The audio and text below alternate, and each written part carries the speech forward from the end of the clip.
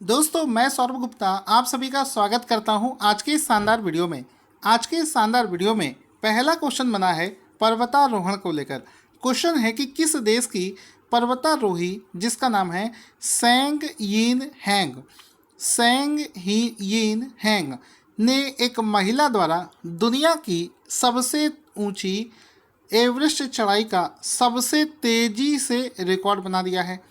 तो एवरेस्ट पर चढ़ाई करने वाली सबसे तेज महिला हाल ही में जो बनी है ये हांगकांग देश की रहने वाली है। तो ऑप्शन नंबर डी इसका राइट आंसर हो जाएगा कि ये कौन से देश की रहने वाली है, हांगकांग। तो ये हांगकांग देश की रहने वाली है। Option number D will be the right answer.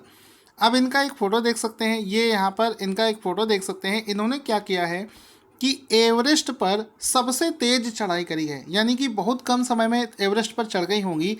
तो आपको भी ये सुनने मन कर रहा होगा कि सर इनको कितना समय लगा एवरेस्ट पर चढ़ाई करने में। तो यहाँ पर आपको दोस्तों बताना चाहूँगा कि पहले तो इनका एज देखो, मात्र 44 वर्ष इनकी एज है और 23 मई का दिन था। इन्होंने 25 घंटे 50 मिनट के रिकॉर्ड समय में माउंट एवरेस्ट को फतह कर लिया। और माउंट एवरेस्ट की इस समय ऊंचाई कितनी है ये एग्ज़ाम में पूछा जाता है।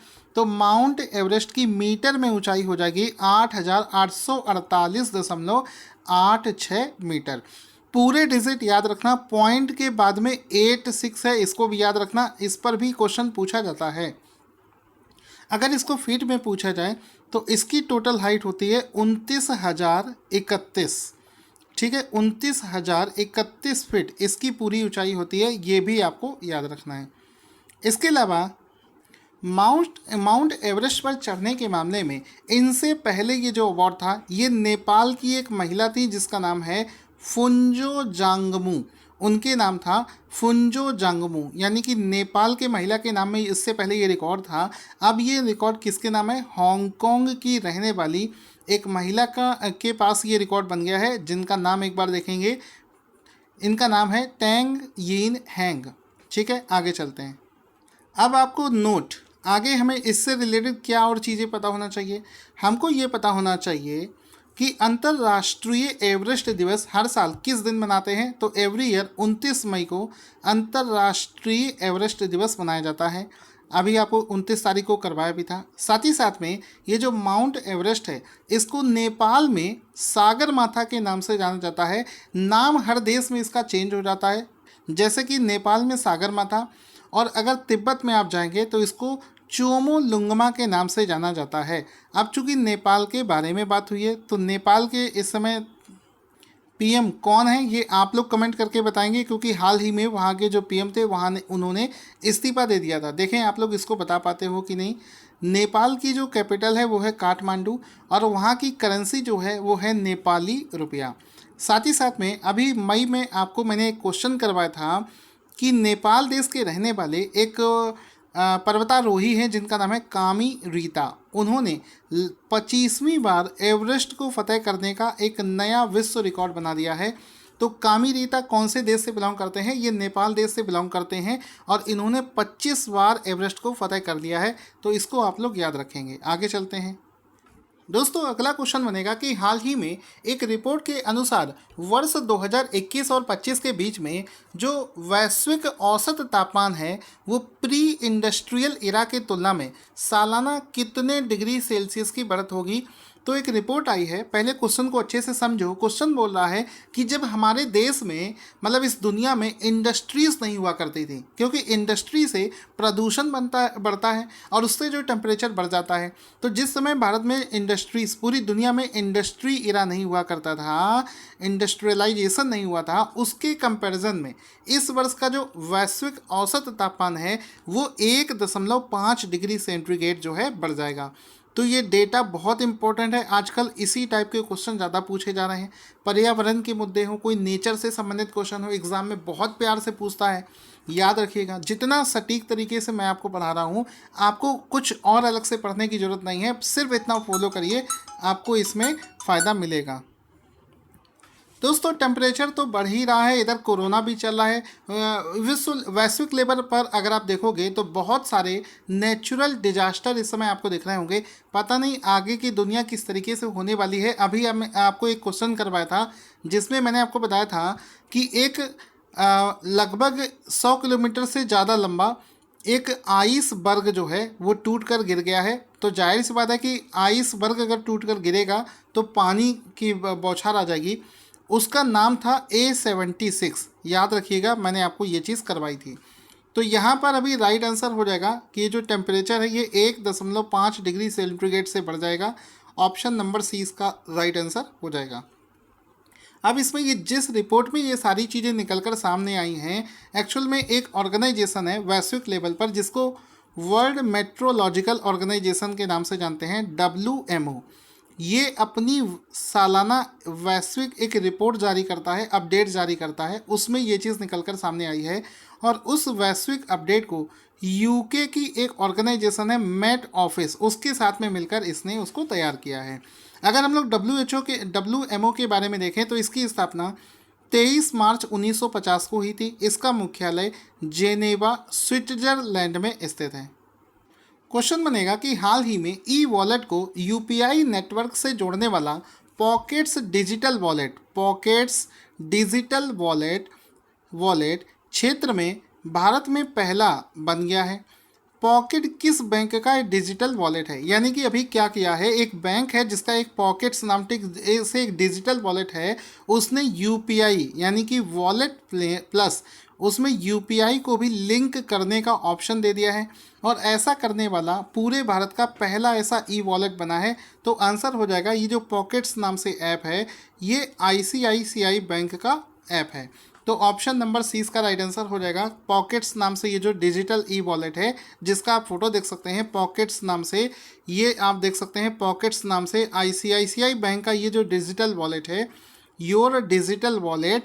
तो ये जो वॉलेट है इसमें क्या है कि अभी इसने एक सुविधा शुरू कर दी है कि इसने इस वॉलेट में यूपीआई को भी लिंक करने का एक सुविधा दे दिया है। तो इस प्रकार से ऐसी सुविधा देने वाला पूरे भारत का पहला ऐसा वॉलेट बन गया है। तो ये आईसीआईसीआई बैंक का है, इसको आप लोग याद रखिएगा, बहुत ही ज़्यादा इंपॉर्टेंट क्वेश्चन है। तो आईसीआईसीआई बैंक ने किसके साथ मिलकर इस सुविधा को लॉन्च किया है? तो आंसर हो जाएगा NPCI, national payments corporation India के साथ मिलकर इस यूपीआई सुविधा को लॉन्च किया है। तो ये भी आपको पता होना चाहिए। अगला प्रश्न बनेगा कि हिंदी पत्रकारिता दिवस इन हिंदी जर्नलिज्म डे प्रतिवर्ष किस दिन मनाया जाता है? तो एवरी ईयर 30 मई को, ऑप्शन नंबर डी इसका राइट आंसर हो जाएगा। 30 मई को हिंदी जर्नलिज्म डे मनाया जाता है। 30 मई को हर साल ये दिवस मनाया जाता है। तो ऑप्शन नंबर डी इसका राइट आंसर हो जाएगा। क्वेश्चन बनेगा, पाकिस्तान और किस देश के बीच में स्काई गार्ड 1 एक सैन्य अभ्यास हाल ही में आयोजित किया जा रहा है? तो आंसर हो जाएगा, पाकिस्तान ने इजिप्ट देश के साथ में मिलकर पाकिस्तान और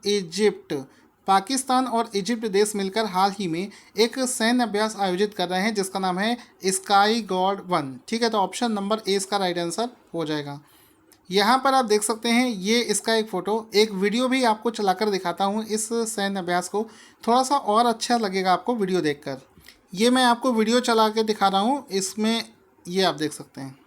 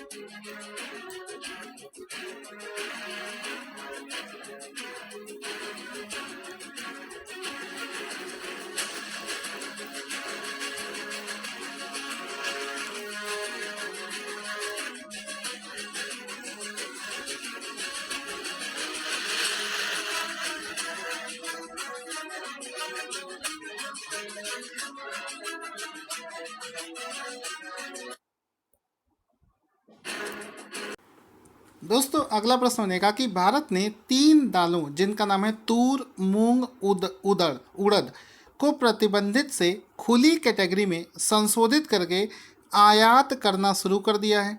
यह संशोधन किस मंत्रालय के द्वारा किया जाता है? यानी कि पहले इस पर एक रिस्ट्रिक्शन लगा था कि अब इस दाल को आयात नहीं किया जा सकता, लेकिन हाल ही में इस पर जो रिस्ट्रिक्शंस लगे थे उसको हटा दिया गया है। अब प्रश्न बनता है कि कौन सा मंत्रालय इस डिसीजन को लेता है? तो ऐसा लगता है शुरुआत में कि सर देखो यहाँ पर आयात और निर्यात की बात हो रही है, तो शायद एक्सटर्नल मिनिस्टर इसका राइट आंसर हो, जो कि नहीं होगा। फिर ऐसा लगता है कि सर इसमें मूंग तुरर ये सब फसल है, तो एग्रीकल्चर और फार्मर ये वाला मंत्रालय होगा, तो ये भी नहीं होगा।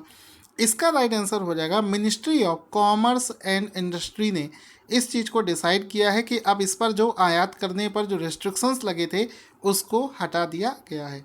तो ऑप्शन नंबर डी इसका राइट आंसर हो जाएगा। चलिए भैया बढ़ते हैं अगले क्वेश्चंस की तरफ। ध्यान से पढ़ते जाना, बिल्कुल बोर मत होना।